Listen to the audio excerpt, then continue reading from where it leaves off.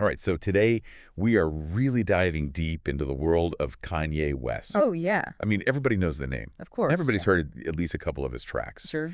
But we're going to go deeper, like Yeah. way past the headlines, way past the hit singles. We're trying to figure out, like, what makes this guy tick? Right. And we've got a ton of stuff to work with here. We've got articles. We've got his whole discography to break down. I even went down a Wikipedia rabbit hole, Oh, just trying to get a sense of the scope of this guy. it's a lot. It's pretty fascinating, though. You know what I think is really interesting about Kanye? It's like his whole story is all about this just like never-ending chase for creative freedom. Mm. And, that journey Yeah. takes us to some pretty wild places, like unexpected twists and turns for sure. Totally. So where do you even begin with a career this big and messy? Like, Kanye's done so much. Yeah, he's all over the place. But I think to really get Kanye, you got to understand this.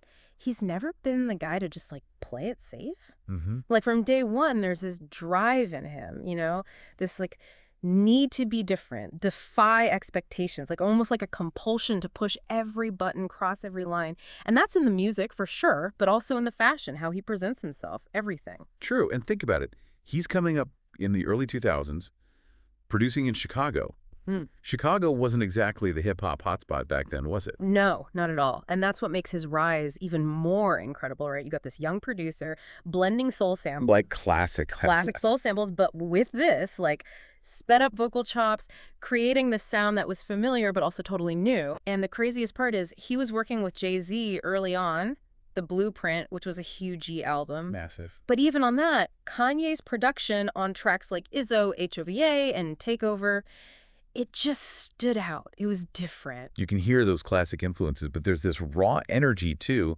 like he's pulling hip-hop somewhere new. Right. Exactly. Yes, And it ma'am. wasn't just the sound, it was the ambition behind it. This is a producer who was hungry to prove himself, and he did it by creating these like super intricate soundscapes that were different from everything else out there. And he got the respect of, like, the legends in the game Totally. by just outworking everybody. He had the talent and he had the drive, yeah. That hunger, that ambition, that's what makes him want to be more than just a producer, right? He wants to be the one on the mic controlling the entire vision. For sure. And that's what leads to The College Dropout, which completely changed the game. Yeah. This is 2004. Okay. Gangster rap's everywhere.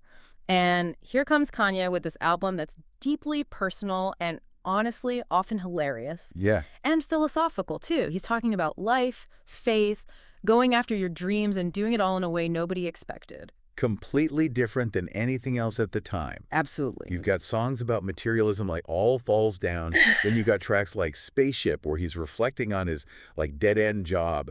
And then he drops Jesus Walks. So bold. It was audacious. It was unexpected. And people connected with it. They did because it was real. Yeah. He wasn't afraid to be vulnerable, to talk about his insecurities and his faith. And musically, he was taking these risks, sampling everything from Marvin Gaye to Chaka Khan. But then he would flip those samples into something totally new. It's like he was making a statement, not just music, like, this is me, this is my lane, and I'm not asking for permission. Exactly. And that defiance, that refusal to be put in a box, that's something you'll see throughout his career, leading to his biggest wins and Yeah. his most controversial moments. And you really see that defiance with 808s and Heartbreak. I mean, Yeah. talk about a left turn. Seriously, that album, I mean, you almost can't overstate what 808s and Heartbreak did. Yeah. Not just for Kanye, but for like the whole hip hop scene. It's just like sonically it's so different, but then the emotion in it, it's heavy. You can feel the grief, the heartbreak just pouring out of it. Yeah, you get the sense he's processing so much, like the loss of his mother, the breakup, it's like he took all that pain and ran it through a vocoder. And you got to remember, this is what, 2008? Like, back then, vulnerability wasn't exactly, cool in hip hop. Especially not back then. It was all about bravado. Exactly. But Kanye just kind of says, screw that, and puts it all out there. Totally. And I think that really resonated. He gave other artists permission to be open about their struggles, their pain.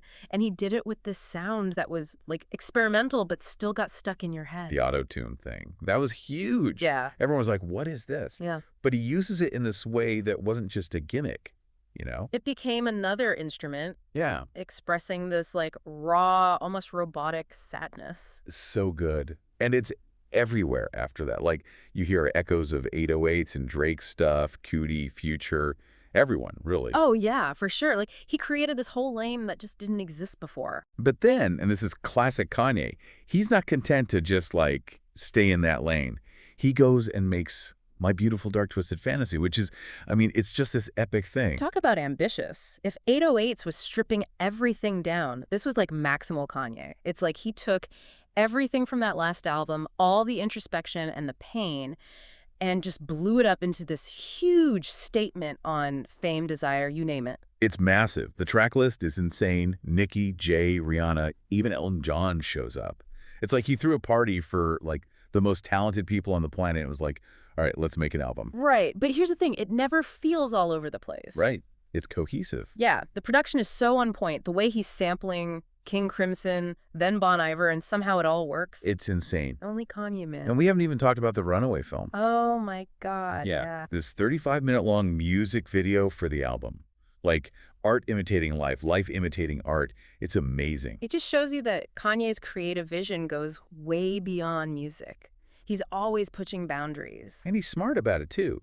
You know, whatever you think about Kanye, the guy's a branding genius. Yeah. Like, look at Yeezy. It's massive. He took his love for fashion, for design, and made it into this cultural phenomenon. And it's more than just clothes, you know. It's a statement. Totally. And it's not just Yeezy. It's the Good Music label. It's his work with Tidal. He's always challenging the system, and he's not afraid to bet on himself. Which brings us to, well, we got to talk about it. Yeah. The 2020 campaign. It was something. That was a moment, wasn't it? I mean, this is Kanye we're talking about. You've got this artist, this icon, who decides, you know what, I'm going to run for president. And it wasn't just for attention, you know. Yeah, he was serious about it. You could tell there were things he wanted to say, frustrations with the system, and that really came out. Oh, yeah. It was definitely controversial. But, you know, love him or hate him, the guy knows how to get people talking. He's always been outspoken. That's an understatement. And I think that's where things get complicated because you have to ask yourself, can you separate the art from the artist? Can you appreciate Kanye's creativity, how much he's influenced music and culture, while also acknowledging that some of the things he says, some of the things he does are harmful? Yeah, it's tough. There's no easy answer. But that's what makes him so It fascinating. makes you think. He forces you to confront these uncomfortable truths about fame, about power, about what it means to have a platform. And, you know, we can't really talk about Kanye without talking about his mental health. He's been so open about his bipolar diagnosis. And it's kind of remarkable, you know, how honest he's willing to be about something so personal. It really is. And it makes you think about him and his work in a whole different way, doesn't it? I mean, there's still so much stigma around mental health, especially for somebody like Kanye, who's always in the spotlight when he talks about his struggles. It's like he's challenging all that, opening up this conversation that needs to happen. Totally. And you can see how his experiences, all the ups and downs, they come through in the music, you know? I mean, think about it. The rawness of 808s, then the, like, sheer scale of My Beautiful Dark Twisted Fantasy, even when he goes in the gospel direction with Jesus is King. It's like he's always searching for something, trying to figure himself out. It's like we're getting this glimpse inside, you know, his music is this window into how his mind works. And of course, we got to be careful about like trying to diagnose someone from the outside. For sure. You can't deny the honesty there, you know, that vulnerability is real. Yeah, and it makes you wonder about all the pressure on artists, on celebrities to always have it together, when really they're going through the same stuff we are, maybe even more because of the spotlight. Right. But Kanye has never been one to hide. Which actually, this is a good time to talk about this new chapter. The Vultures trilogy with Ty Dolla $ign. Oh, yeah. What do you think about that? It's interesting, right? We've seen him collab before, tons of times, but this feels different somehow. Yeah, a little more like inward looking. Yeah. Maybe it's a return to that rawness of 808s, but obviously he's not the same guy he was back then. He's got a decade of like experience and self-reflection under his belt. And he's working with Ty Dolla $ign, who's, I mean, the dude's insanely talented. And Ty's got his own soulful thing going on. So it's like, what happens when those two energies collide? I'm really curious to see where they go with it. It's wild. Like, even after all these years, all the #1 albums, the Grammys, everything, he's still got that drive, you know? Yeah, that hunger, that's the Kanye thing. Like this constant need to evolve, to push further. He can't be contained. You can't look away. It's true. So, I mean, after this deep dive, where do we even land on Kanye West? Honestly, I think we end up with even more questions than when we started, but that's kind of the point, isn't it? The Kanye story. It's not about easy answers. It's about like wrestling with these huge ideas. What does it mean to be ambitious? What does real creativity look like? Like, what does it even mean to be human with all the messiness that comes with it? Big question. No easy answers. Mm. And he embodies all of that. He's this walking contradiction, capable of making this amazing art, but also saying and doing things that are just like, It challenges us for sure, makes us uncomfortable, makes us really think about what we value in art and culture, about the price of genius, honestly.